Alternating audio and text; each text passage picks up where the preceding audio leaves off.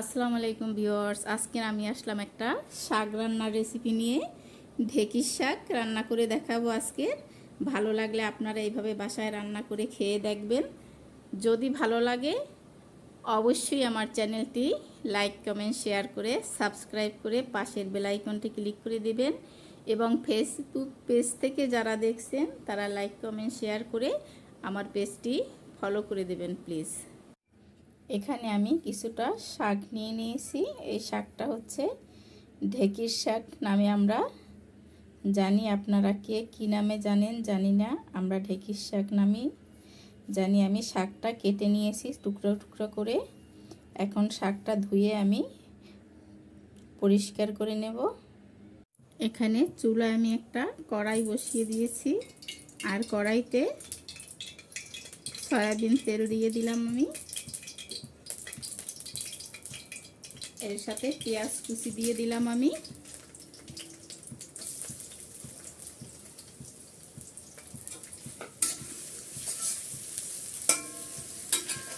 পেঁয়াজটা হালকা একটু আমি নরম করে নেব।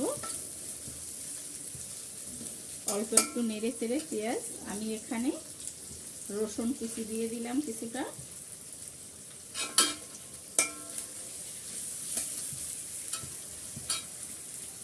এরপর এখানে আমি 5-6টা কাঁচামরিচ ফালি করে দিয়ে দিলাম।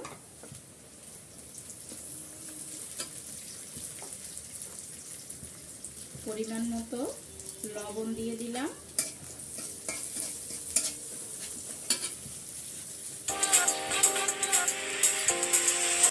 এখানে কিছুটা আমি নারকেল বাটা দিয়ে দিলাম।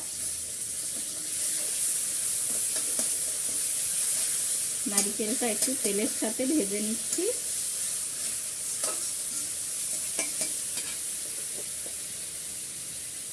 সাথে দিয়ে দিলাম হলুদের গুঁড়ো। আমি এখানে সামান্য পানি দিয়ে মশলাটা একটু কষিয়ে নিচ্ছি।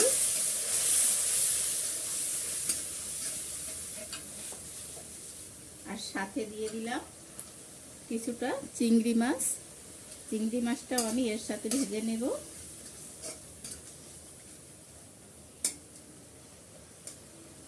মশলাটা কষানো হয়ে গেছে। আমি এখন এখানে যে শাকটা কেটে ধুয়ে রেখেছি শাকটা দিয়ে দিলাম। শাকটা দিয়ে আমি আগে একটু নেড়ে চেড়ে নিচের মশলাটা উপরে উঠিয়ে নিচ্ছি, তারপর বাকি শাকটা দেব। না হয় কিন্তু ঢেকে দিলে নিচে লেগে যেতে পারে।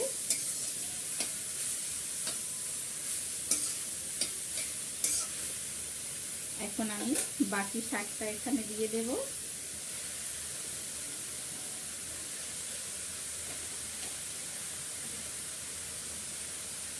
আর এখন একটা ঢাকনা দিয়ে ঢেকে দিচ্ছি আমি। ঢাকনাটা তুলে এখন আমি একটু নেড়ে চেড়ে মিক্স করে নিচ্ছি আমি।